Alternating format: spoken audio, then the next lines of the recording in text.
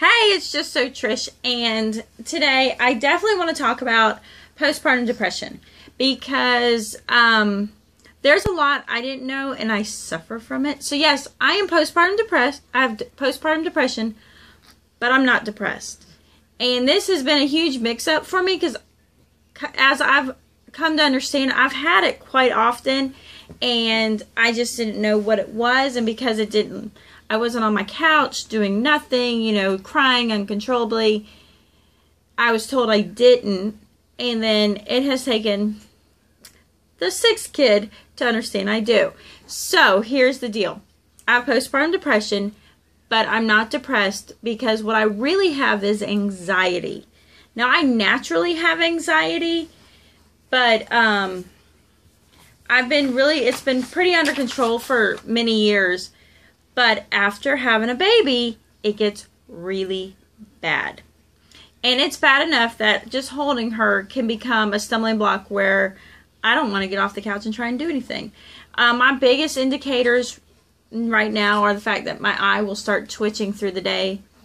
And then if it continues on, I'll get very flush. My blood pressure will be up. And then I will get shaky and go into a complete anxiety attack. And why I really want to share this is I feel like there's not enough information on it. I really hit a point this time in my pregnancy, and I will talk about how I've had it in the past.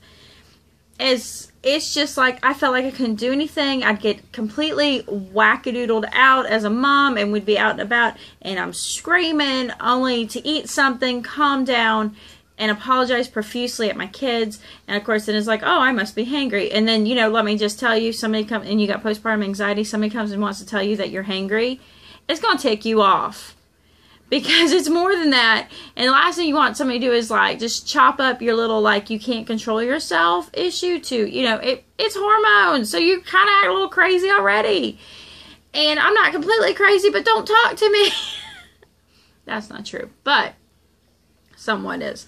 So I hit the point where I just felt like I couldn't get a grip. And of course I'm gaining weight.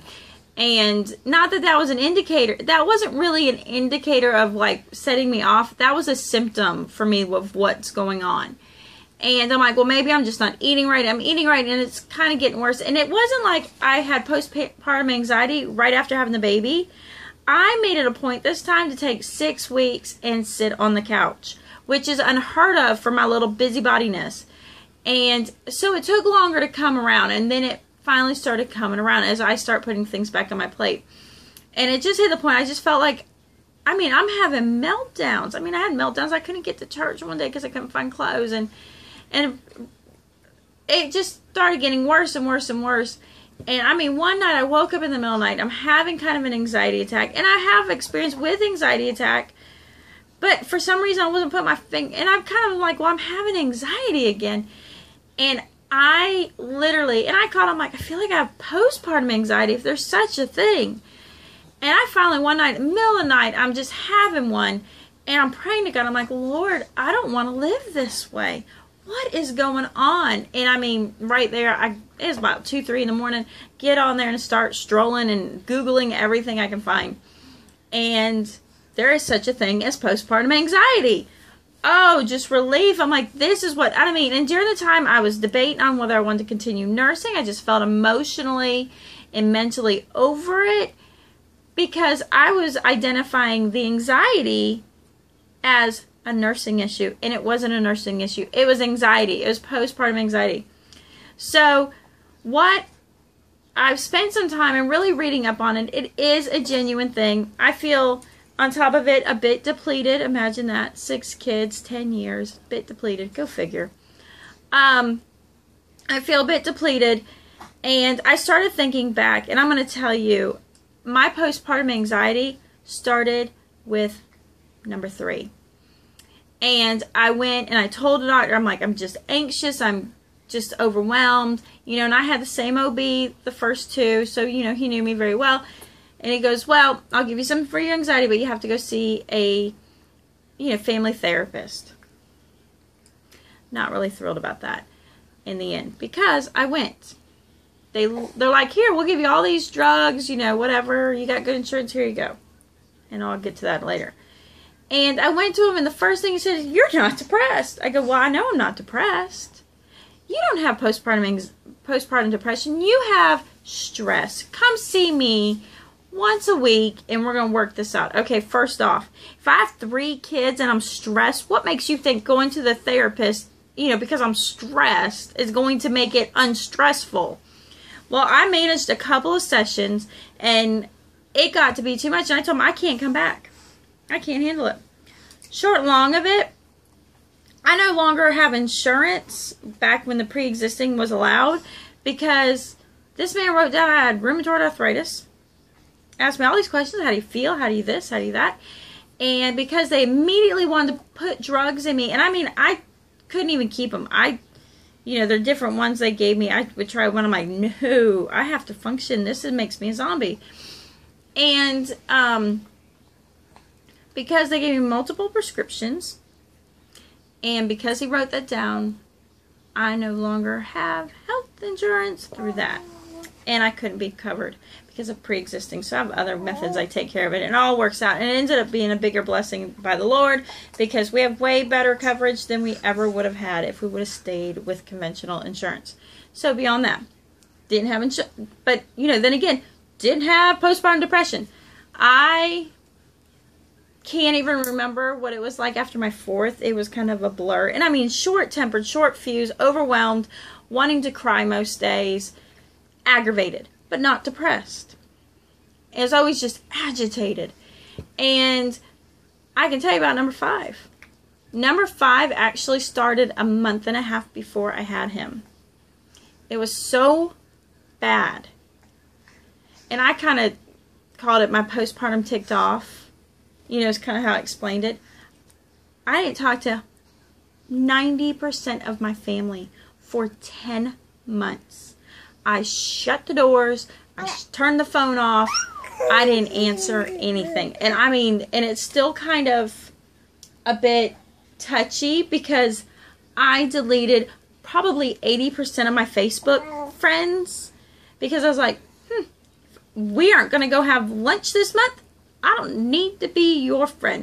And so it still comes back, because it's only been about 2.5 years, where they're just like, why did you delete me?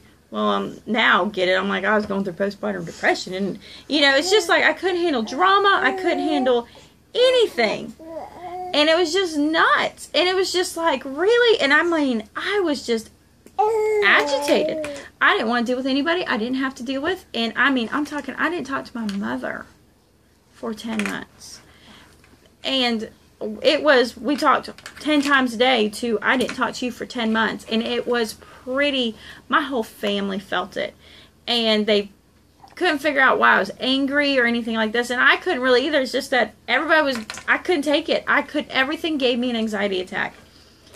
And so, and I wasn't digesting it as an anxiety attack. I was digesting it in anger. It didn't feel like an anxiety attack. I would take it into a form of anger. And so I was like, I don't want to be angry.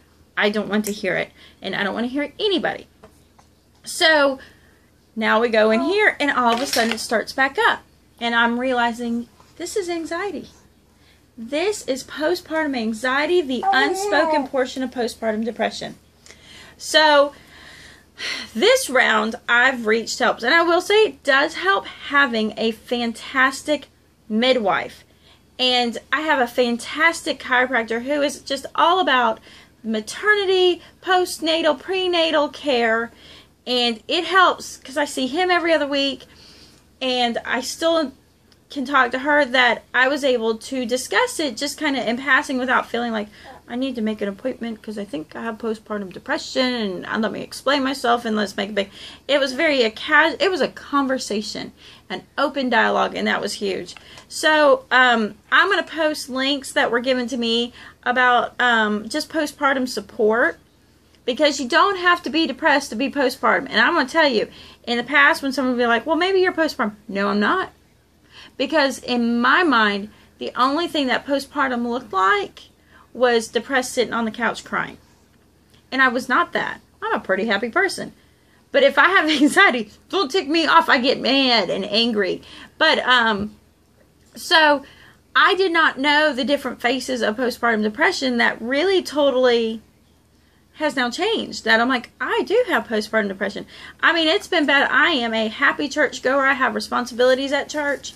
And in 5.5 months, I've been maybe 5 times. Because I have responsibilities there, when I go and I see things, my anxiety just jumps out of control. I can't handle even the slightest amount of feeling of conflict. It just does me in and my body shakes. And the worst part is having anxiety attacks, discussing them. And my husband is so wonderful. Discussing them with him. And he's like, you know, this is not something to be stressed about. There's no anxiety here. I'm not, you know. And I'm like, my brain understands you 100%. My body's doing something else. And it's kind of one of those, if you took your intro level of psychology, fight or flight, adrenaline rush, it's like something clicks. The hormones exasperate the situation, and my body runs into fight or flight.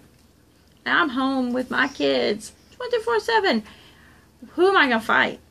Who am I going to run away from? There's nothing, you know, those are the 2 reactions your body has busted these hormones to go do. And you can't do it. Like, if I could just walk out of the house and go run a mile, I'd probably be like, fine. And if you have that opportunity, do it. Because it will help you big time. But I don't have that opportunity, so I can't. So, with that said, I'm going to put some support links down here to help. And I'm going to tell you what my midwife told me to do. So, and first off, if you don't do any of this, guess what? This too will pass. It's going to pass, and it's not going to be bad. It's going to, I mean, it's going to be rough. Just try to get all your obligations off your plate as much as you can. But it will pass. This is not a season forever, and that's what's keeping me going, because I acknowledge and realize what I've gone through in the past. And guess what? I didn't do anything. I did nothing to make it better. Nothing. And it eventually ends. So, with that said, this is going to help your symptoms. So, the first thing my midwife told me, and she like was out and out, to get the Nordic Naturals Ultimate Omega D3. And can you see, there's your little sayings on it. I ordered it from Amazon, $40. You know, Mama can't handle that. So, her thing was take 2 doses a day. And they are big. I mean, you know, it's the full gram oil. I haven't had any problems with burping back the oil at all. So that's 4 of those a day. So with that said, $40 for 1 month's supply. Okay, I'm financially, I gotta keep it real. I can do 1 bottle. After that, I'm gonna have to find something equivalent at Sam's or something, so I can keep it up. The next is the B complex. My big thing, I don't take it after 4 o'clock or I'm up all night. So making sure you're taking in your B. So I do that every day. And I've been doing that now close to a month.